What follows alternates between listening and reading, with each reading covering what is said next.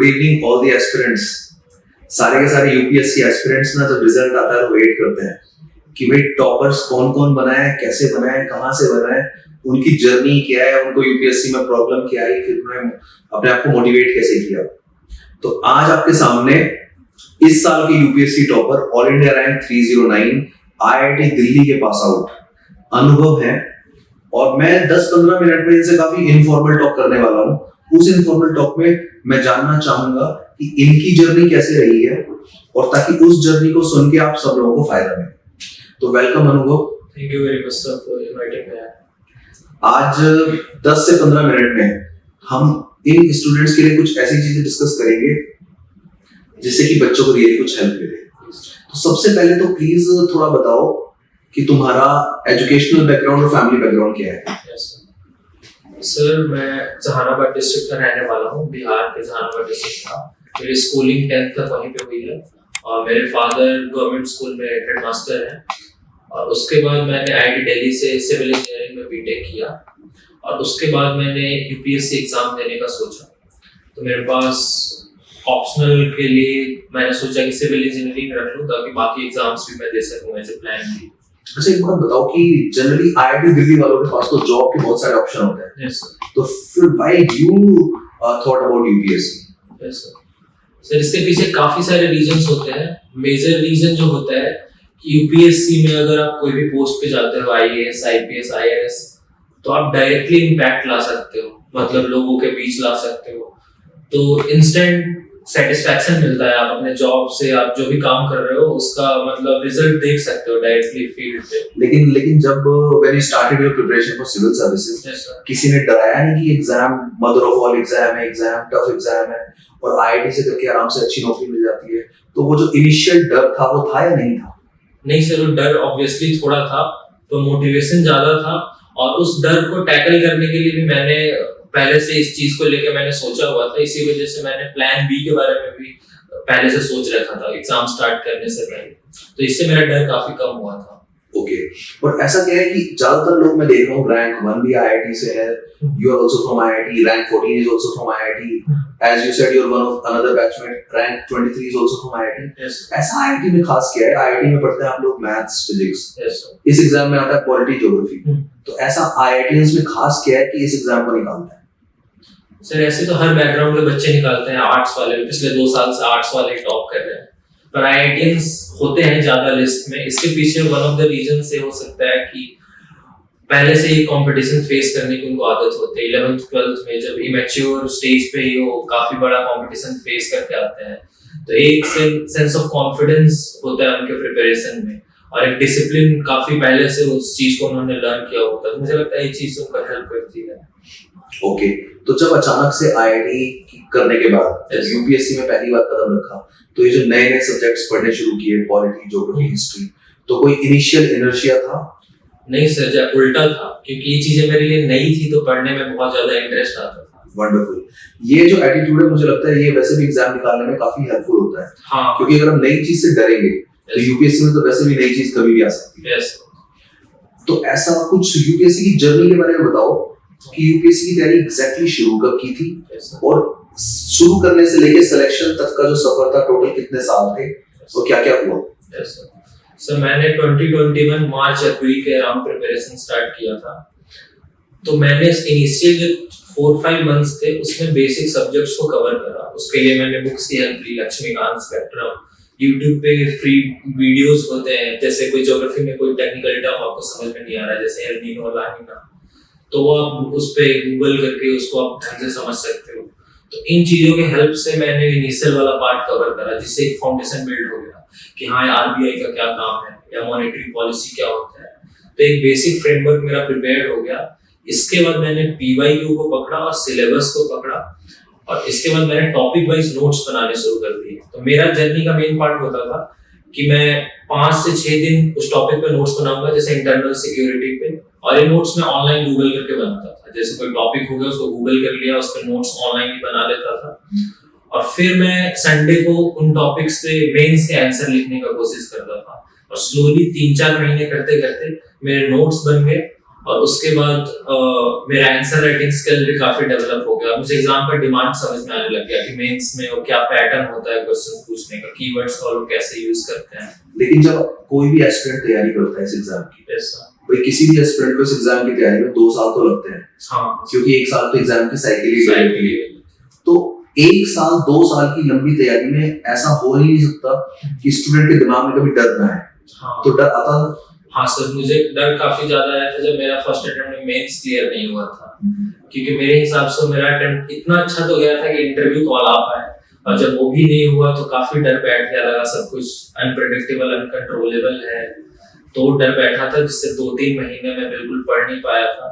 तो फिर उस चीज से उठने में मुझे काफी टाइम लगा था। तो डर वाला फेज। स्टूडेंट को एक बात बताओ कि ज्यादातर स्टूडेंट जो मुझे क्वेरी भी आती है, बार बार वो हर 2-3 महीने में, कई बार तो हर 15 दिन में वो डिमोटिवेट हो जाते हैं। ऐसी कौन सी फीलिंग थी, ऐसा कौन सा थॉट था कि डिमोटिवेशन आया, और फिर कैसे वो बाउंस बैक होकर मोटिवेशन में बदला, ताकि उनको पता लगे टॉपर आखिरकार ऐसा करते क्या है?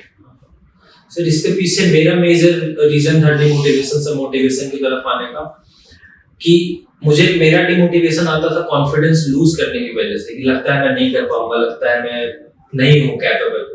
तो इस चीज को ओवरकम करने के लिए मैं टेस्ट देता था, और उसके हिसाब से मैं पढ़ाई करता था। जब टेस्ट में मैं बेटर करने लगता था अपने पीएस से, अपने जो भी मैं दे रहा हूँ, तो उससे एक सेंस ऑफ कॉन्फिडेंस आता था। फिर मोटिवेटेड हो जाता था कि मेरे प्रीलिम्स में 130 में स्कोर कर रहा हूँ, 120 में कर रहा हूँ, मेंस में काफी अच्छे रिव्यूज आ रहे हैं मेरी कॉपी में।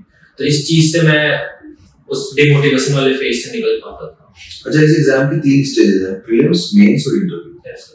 स्टूडेंट्स हमेशा कंफ्यूज रहता है कि किसकी तैयारी पहले करें, किसकी ज्यादा बाद में करें, किसकी तैयारी थोड़ी ज्यादा करें, किसकी कम करें, प्री और मेंस को इंटीग्रेटेड पढ़ें कि प्री पहले पढ़ें कि मेंस पहले पढ़ें, ऑप्शनल पहले पढ़ें। तो एक स्ट्रेटजी सीक्वेंस वाइज बताओ कि बच्चों को कंफ्यूजन से बाहर आ जाए वो जल्दी जल्दी, कि उनको पहले क्या करना चाहिए, बाद में क्या करना चाहिए। सर, पहले मैं बोलूंगा कि शुरू के 5-6 महीने वो कंबाइंड प्रिपरेशन करें, बस चीजों को समझें, फैमिलियराइज हो पॉलिटी से, इकोनॉमी से और उसके सिलेबस से, इन चीजों से। और उसके बाद सर मैं बोलूंगा प्रीलिम्स की तैयारी नहीं करें, मेंस की तैयारी करें। मेंस के नोट्स बना ले, मेंस की आंसर राइटिंग कर ले, और प्रीलिम्स की तैयारी करें वो एग्जाम से 100 दिन पहले। और क्या करें कि वो हर दिन एक टेस्ट दे, भले ही कुछ आता हो या नहीं आता हो, क्योंकि ऑब्वियसली आप मेंस की तैयारी कर चुके हो तो आपका फाउंडेशन बिल्ड हो चुका है।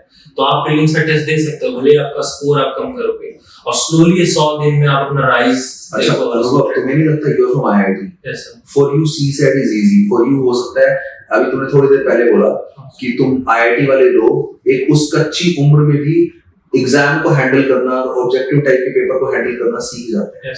पर इस देश में बहुत सारे ऐसे बच्चे हैं जो बहुत अदर डिसिप्लिन को पढ़ के भी यूपीएससी की तैयारी करते हैं, जिन्होंने कोई नेशनल लेवल एग्जाम पहले नहीं निकाला होता, और उनके लिए प्रीलिम्स ही बहुत बड़ा चैलेंज है, उनके लिए सीसेट ही बहुत बड़ा चैलेंज है। और आजकल तो बहुत सारे ऐसे लोग भी हैं जिनका 3-4 साल प्री ही नहीं निकला है। तो ऐसे लोग प्रीलिम्स को कैसे हैंडल कर रहे हैं? हाँ सर, मैं जो मेनली स्ट्रेटजी बता रहा था सिर्फ प्रीलिम्स के जीएस वाले पार्ट को सोच के बता रहा था। सीसेट मेरे लिए कोई प्रॉब्लम नहीं था, तो मैं उसको अकाउंट में नहीं ले रहा था। तो सीसेट जिनके लिए प्रॉब्लम है, तो मैं तो बोलूंगा कि रोज 1 घंटा टाइम दें और उसके मैथ्स के क्वेश्चन करने का कोशिश करें। क्योंकि कॉम्प्रिहेंशन वाला पार्ट है, मोर और लेस अगर आपका जीएस पार्ट स्ट्रांग है तो आप कॉम्प्रिहेंशन भी कर लोगे, क्योंकि इन्हीं 4 ऑप्शंस में से आपको समझना होता है उस चीज को। तो एक चीज करो, जीएस वाला पार्ट मोर और लेस अगर आपका फाउंडेशन बिल्ड है, आप मेंस के लिए प्रिपेयर्ड हो, तो 100 दिन में आप उसको बहुत अच्छे से कंट्रोल में ला सकते हो। अच्छा, ऐसा नहीं होता है कि कुछ बच्चे, मैंने देखा हमारे यहाँ भी जो कोचिंग ज्वाइन करते हैं, कुछ बच्चे तो अच्छा परफॉर्म करते हैं, कुछ बच्चे 2 महीने में ही घबराने लगते हैं, वो इतनी जल्दी सोचने लगते हैं कि उनके आंसर में एकदम परफेक्शन आ जाना चाहिए। इस चीज में बच्चों को कैसे गाइड करोगे, क्या मैसेज देना चाहोगे? स्टार्टिंग में तो सर बिल्कुल परफेक्शन नहीं आता, और कितने भी टॉपर टॉप्स देख लो, सब वही बोलते हैं कि पहला उनका आंसर बहुत गंदा था, वैसा ही मेरा भी था। वो स्लोली आप उस चीज में इंप्रूव करते हो, तो 2-3 महीने में तो परफेक्शन बिल्कुल नहीं आ सकता है। खुद का ही आप देखोगे फर्स्ट अटेम्प्ट का कॉपी और सेकंड अटेम्प्ट का कॉपी, तो काफी डिफरेंस नजर आता है। तो इतनी जल्दी अगर आप गिव अप कर रहे हो तो एग्जाम आपके लिए नहीं है, तो जल्दी से तो गिव अप करने का कोई स्कोप ही नहीं है। आप खुद सोचो, you could not clear in first attempt, yes sir, but you cracked in second attempt. yes sir, In fact, हर साल जो इस साल का टॉपर भी है, yes फर्स्ट अटेम्प्ट में उसका भी नहीं हुआ था। yes मुझे समझ में नहीं आता, जब किसी स्टूडेंट का किसी अटेम्प्ट में सिलेक्शन नहीं होता, yes sir, तो वो इतना हताश क्यों हो जाता है? वो उसी साल के रिजल्ट से क्यों एक मैसेज नहीं लेना चाहता है कि जो आज सेलेक्ट हुए हैं वो पिछले साल सेलेक्ट नहीं हुए थे। yes, इसका मतलब है कि हर साल कुछ लोग जो फेल हो जाते हैं अगले साल उनके सेलेक्ट होने की चांसेस और प्रोबेबिलिटी ज्यादा होती है। yes, तो इस बात पे बच्चों को क्या मैसेज देना चाहोगे कि जब भी वो किसी कोचिंग के टेस्ट में फेल हो जाते हैं, उनके नंबर कम आ जाते हैं या फिर यूपीएससी की किसी स्टेज में फेल हो जाते हैं, तो वो दोबारा बाउंस बैक किस उम्मीद के साथ कैसे करें? इसके लिए सर आप अपने आसपास के लोगों से या टॉपर से इंस्पायर हो सकते हो। मैं सर 2017 के टॉपर थे अनुदीप दूरी सेट्टी सर, उनसे बहुत इंस्पायर्ड था मैं। जिस ईयर उनका रैंक 1 आया था, उनके जस्ट पिछले साल के आप उनकी मार्कशीट देख लो, वो मोटिवेट होने के लिए बहुत अच्छी चीज है। उनके 70 में स्कोर थे जीएस में, और उसके अगले साल उनके 120s 130s में स्कोर थे। तो जब उतना इंप्रूवमेंट लाया जा सकता है तो डिमोटिवेट होने वाली कोई बात नहीं है। ऑब्वियसली थोड़े टाइम के लिए एक सेटबैक आता है, वो मतलब वो नॉर्मल है, पर उसके बाद आपको पॉजिटिवली बाउंस बैक करना है। ओके, तो इन तीनों स्टेज में, प्री मेंस और इंटरव्यू में, तुम्हें सबसे टफ स्टेज कौन सी हुई? सर मुझे दो सबके अलग अलग चैलेंजेस हैं। प्रीलिम्स में थोड़ा है कि अनप्रेडिक्टेबल है, तो प्रीलिम्स का एक चीज है कि आप काफी सारे टेस्ट देके आप एक पैटर्न बिल्ड कर सकते हो, एक नैक डेवलप कर सकते हो। तो इस वजह से प्रीलिम्स मुझे रिलेटिवली थोड़ा इजी लगता था। मेंस में सर थोड़ा सा सब्जेक्टिविटी ज्यादा आ जाता है मेंस में, कि आपका ऐसे अच्छा नहीं लगा चेकर को, या थोड़ा सा भी अगर 10-5 नंबर का इंटरव्यू में भी नीचे चला गया है, किसी पेपर में हो गया, तो क्योंकि बैंडविड्थ काफी कम होता है, 1000 रैंक का आप आईएएस बनते हो, 960 का आप इससे ही मार हो जाते हो। तो इसलिए मेंस मुझे ज्यादा ट्रिकी लगा। और ऑब्वियसली मैं एक बार उसमें फेल हो चुका हूं, तो मेरा अपना पर्सनल उसका है। अच्छा, you come from Bihar. Yes sir. ऐसा क्यों यूपी, बिहार, राजस्थान के बच्चे ऐसा लोग सोचते हैं यस सर। कि वो लोग इस एग्जाम को ज्यादा है तो बनना भी चाहते हैं यस सर। और निकालते हैं इजी? Yes sir. ये क्या सही है? सर ऐसा नहीं है, पर उधर इस चीज का क्रेज ज्यादा है, बिहार यूपी वगैरह में इस चीज को लेके, आईएएस आईपीएस को लेके, क्योंकि उधर इंडस्ट्रीज नहीं है, उधर कॉर्पोरेट कल्चर से लोग उतना ज्यादा अवेयर नहीं है। तो उधर के लिए बहुत बड़ी चीज होती है आईएएस बनना, आईपीएस बनना, या कोई भी यूपीएससी पे सर्विस में जाना। तो इस वजह से मुझे लगता है बच्चे ज्यादा ओरिएंटेड रहते हैं, बचपन से उनके पेरेंट्स में भी एक होता है उनका बच्चा एग्जाम दे। तो ये वाली ठीक है। आज सुबह मैं दूसरे आईआईटीएन से बात कर रहा हूँ। यस दूसरा आईआईटीएन, उसकी भी यूपीएससी में सर बहुत बड़ी अच्छी रैंक आई है। यस उसने भी एक वर्ड यूज किया कि सर आईआईटी में एक पेडिग्री ऐसी होती है, यानी कि हमारे सीनियर की एक ऐसी लिस्ट होती है, और वो सारे सीनियर, उनमें से बहुत सारे सीनियर हैं जिन्होंने यूपीएससी निकाला होता है। तो तैयारी करने की शुरुआत करते वक्त उनके अंदर पहले से कॉन्फिडेंस होता है कि वो यूपीएससी निकालेंगे, क्योंकि उन्हें पता होता है कि उनके सीनियर्स ने निकाला है। तो ये बात किस हद तक सच है कि अगर आप जिस कॉलेज से बिलोंग करते हो या आप जिस फैमिली से बिलोंग करते हो, अगर उसमें किसी ने पेपर पहले निकाला है, तो सिर्फ इस बात से आपके अंदर कॉन्फिडेंस इतना ज्यादा आ जाता है स्ट्रेटेजी के साथ साथ कि आपका आधा जो एफर्ट है, वो एफर्ट करने का तरीका है, वो बदल जाता है। सो ऑब्वियसली ये चीज होता है। आप जनरली देखोगे कि टॉपर्स में बच्चे उनसे ज्यादा रिलेट करते हैं जिनका बैकग्राउंड सिमिलर हो, उनका वो सब्जेक्ट था। तो आईआईटीएंस में भी यही होता है कि ये भी मैकेनिकल के थे या सिविल के थे, इन्होंने ऑप्शनल लिया था, इनकी ऐसी जर्नी थी, तो वो चीज काफी कॉन्फिडेंस लाती है कि इन्होंने ऐसा कर लिया तो मैं भी कर सकता हूँ। और फिर गाइडेंस वाले भी बात हो जाती है, खास करके टेक्निकल जो ऑप्शनल्स होते हैं उनमें सीनियर से कनेक्शंस और गाइडेंस कहाँ से। अच्छा, एक चीज है, बीच में काट रहा हूँ, जनरली मैंने देखा है कि जो यूपीएससी निकालते हैं वो थोड़े शायद थोड़े पढ़ाकू होते हैं, चश्मा भी लगता है, स्लिम वो होते हैं। तुम्हारी बॉडी को देख के मुझे लग रहा है तुम जिम जाते हो और तुम एंजॉय करते हो तुम्हारा हेयर कट, इस तरह की चीजें।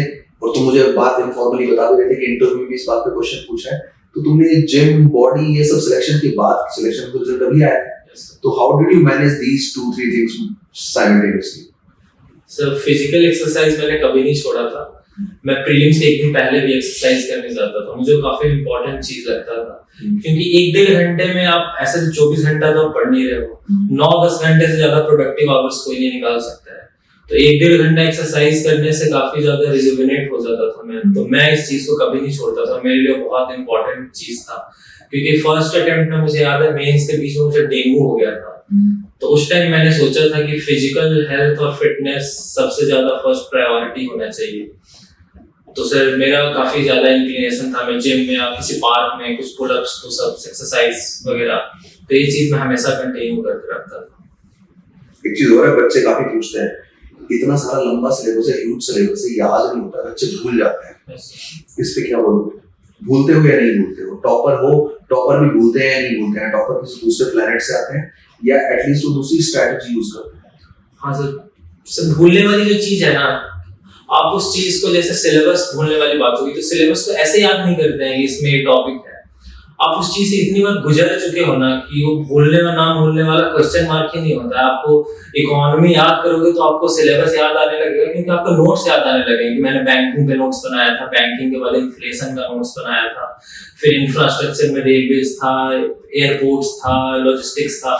तो इतना माइंड में आपका काफी रिफाइन हो जाता है आप, क्योंकि बार बार अपने नोट्स में चेंजेस ला रहे हो। तो जो एक्टिवली पढ़ते हैं ना, जो नोट्स को लगातार अपडेट करते रहते हैं, उनमें भूलने की प्रॉब्लम नहीं होती है। ओके चलो काफी लंबा हो गया है, तो एक काम करते हैं, लास्ट में तुमने मुझे जो परेशान किया है मेंस में और इंटरव्यू में, उसकी और थोड़ी बताओ कि कैसे एंश्योर आईएएस ने और हमने तुम्हें मेंस और इंटरव्यू में फायदा पहुंचाया है। मेंस के टाइम पे सर आंसर राइटिंग इंप्रूव करने के लिए आपने कुछ नहीं, मुझे एग्जैक्टली बताओ कि तुम क्या क्या पूछते थे मुझसे और फिर मैं कैसे सॉल्व करता हूँ। मेरा सर एक मेजर प्रॉब्लम होता था कि जिन क्वेश्चंस में मैं बिल्कुल ब्लैंक हूँ, जो पता ही नहीं है, जैसे इस साल भी कुछ ज्योग्राफी में क्वेश्चन था, पुरवैया को लेके था या फ्योर्ड्स को लेके था। तो इनमें सर आपने कुछ टिप्स दिए थे कि उस चीज पे भी आप आंसर लिख सकते हो, अगर आपको मतलब थोड़ा भी डिटेल पता हो कि वो चीज क्या है, तो उसको आप सिलेबस से कनेक्ट करके उस चीज के बारे में एक अच्छा खासा आंसर आप लिख सकते हो, जिससे थोड़े मार्क्स तो गार्नर कर सकते हो। और वो थोड़े मार्क्स बहुत इंपॉर्टेंट होते हैं रिलेटिव एज दिलाने के लिए। और इंटरव्यू में तो सर आपने बहुत कुछ बताया था, आंसर्स को स्ट्रक्चर कैसे करते हैं, कैसे रिफाइन करते हैं अपने आंसर्स को, क्योंकि ओपन एंडेड क्वेश्चन पूछते हैं तो आप दिमाग में बहुत कुछ चलने लग जाता है कि इस डायरेक्शन में बोले, इस डायरेक्शन में बोले। तो उस चीज को आपने बोला था कि स्ट्रक्चर करो उसको, जैसे मेंस में आंसर लिखते हो उस डायरेक्शन में सोचने की कोशिश करो, जैसे पॉलिटिकल इंटेलिजेंस। और जो इंटरव्यू का तुम्हारा किसी भी बच्चे का जो इनिशियल फोबिया होता है कि पता नहीं वो 5 लोग बैठे हैं, पहले किसको विश करना है और कितनी बार विश करना है, लेडी को पहले विश करना है कि फीमेल को पहले विश करना है और बैठना बाद में है, सूट के बटन को पहले, ये छोटे छोटे डाउट्स तुम्हें नहीं लगता है नाउ आफ्टर गेटिंग सिलेक्शन अब कितना आसान, अब कितना पीछे मुड़ के जब देखते हो अब लगता है कि ये सब फालतू की चीजें जो मैंने कहा था कि यू विल बी सिलेक्टेड। तो फाइनली अब आज की डेट में तुम्हारी क्या फीलिंग, आज की डेट में फीलिंग और बताओ ताकि बच्चों को पढ़ने का मोटिवेशन मिले कि सिलेक्शन के बाद जो तुम्हारी पिछले 2-3 साल का पेन था वो अभी लग रहा है पेन। सही में सर, काफी कुछ से पीछे मुड़ के देखता हूँ तो लगता है कि जिन चीजों के लिए परेशान था वो बहुत इररिलेवेंट थी। करंट अफेयर्स कहाँ से कर रहा हूँ, किस मैगजीन से कर रहा हूँ, या इंटरव्यू में कैसे बैठना है, कैसे शूज के कैसे कलर होने चाहिए, इसके लिए मुझे बहुत बोलते थे। मैं ब्राउन शूज पहन के गया था तो मैक्सिमम बोलते थे नहीं ब्लैक जाना होता है, ब्लैक पहन के जाना होता है, टाई का कलर ये होना चाहिए। तो ये सब चीजें काफी रिलेवेंट है और उन चीजों का ध्यान नहीं देते हैं। होपफुली मार्क्सिट नहीं आया है, पर इंटरव्यू में काफी लोग बोल रहे थे क्लीन सेव जाओ। मैं बीएड में गया था, बेल्ट रिंग गया था, तो ये सब चीजें मुझे नहीं लगता कि उतनी इंपॉर्टेंट होती है। और मेंस वगैरह में भी वही होता है काफी, ये मटेरियल वो मटेरियल। तो अपना एक स्ट्रेटजी मुझे लगता है होना चाहिए और उस स्ट्रेटजी को चेक भी करते रहना चाहिए। जैसे आप टेस्ट लिख के चेक करते रहो कि आप कहाँ हो। जब भी लगे कि आपको बहुत कुछ आता है, जैसे मुझे पूरा मॉडर्न हिस्ट्री आता है, तो मॉडर्न हिस्ट्री का एक टेस्ट लगा लो और उससे एक रियलिटी चेक ले लो। अब बच्चों को लास्ट में कोई 1 मिनट का मैसेज दो, जो भी बच्चे इस टाइम परेशान है, एक तो उन बच्चों को स्पेशली मैसेज जो इंटरव्यू तक पहुंचे और नहीं हुआ सिलेक्शन, उस टाइम पे डिजेक्टेड फील कर रहे हैं, एकदम टॉप पे जाके बॉटम पे गिरे हैं, तो उनके लिए क्या मैसेज है? तो जो इंटरव्यू में फेल हुए हैं मैं उनके लिए यही चीज बोलूंगा कि उस चीज से वो मतलब हताश नहीं हो, नेक्स्ट ईयर शायद बहुत अच्छा उनके लिए है। और ऐसे बहुत एग्जांपल्स हैं। अनुदीप सर जब रैंक 1 आ गए थे पिछले साल, उनका मेंस तक क्लियर नहीं हुआ था। तो वैसे आप टॉपर्स में आप काफी लोगों को देख सकते हो कि ऐसे काफी लोग हैं और उनसे इंस्पायर हो सकते हो कि आगे कुछ बहुत अच्छा और आपके लिए पड़ा है। और जो नए स्टूडेंट्स हैं जो फ्रस्ट्रेटेड हैं, वो एक बहुत कॉमन फिनोमेना है फ्रस्ट्रेट होना, कुछ समझ में नहीं आना, लेकिन वो आप बस आगे बढ़ते रहें। और बीच में मैं एक ही चीज सजेस्ट करूंगा कि रियलिटी चेक्स जरूर लेते रहें। और उसका बेस्ट सोर्स होता है कि टेस्ट सीरीज। किसी भी कोचिंग का आप जो क्रेडिबल कोचिंग्स हैं उनके आप टेस्ट सीरीज उठाओ, टेस्ट लगा के देखो, या पीवाईक्यू कर लो, देखो मैं कहाँ स्कोर कर रहा हूँ, क्या कमी है, वो सबसे ज्यादा आपको टेस्ट ही बता सकता है, आपको एक आईना दिखा सकता है। चलो थैंक यू सो मच अनुभव। और बच्चों को जो तुम्हारे अनुभव से अनुभव मिलेगा, और दूसरी चीज की ऐसे जो इस साल के टॉपर्स हैं या पिछले साल के टॉपर्स हैं या जो करंट में ऑफिसर्स हैं या फिर रिटायर्ड ऑफिसर्स हैं, हम उनको लाते रहेंगे ताकि स्टूडेंट जो भी एक भंवर में फंसे हुए हैं कि क्या पढ़ना है क्या नहीं पढ़ना है, कैसे याद करना है, ये सारी समस्याओं को जब वो डायरेक्ट उन्हीं लोगों से सुनेंगे जिन्होंने इस एग्जाम को और उस जर्नी को खुद जिया है, खुद किया है और सक्सेस हासिल की है, तो बच्चों को फायदा पक्का मिलेगा। और थैंक यू सो मच, तुमने टाइम निकाला मेरे कहने पे। मुझे लग रहा था कि रैंक आने के बाद शायद तुम्हें टाइम ना मिले, बट रैंक आने के बाद तुम सबसे पहले आए, थैंक यू सो मच। और बच्चों को 100% की हेल्प पक्का मिलेगी। Best of luck.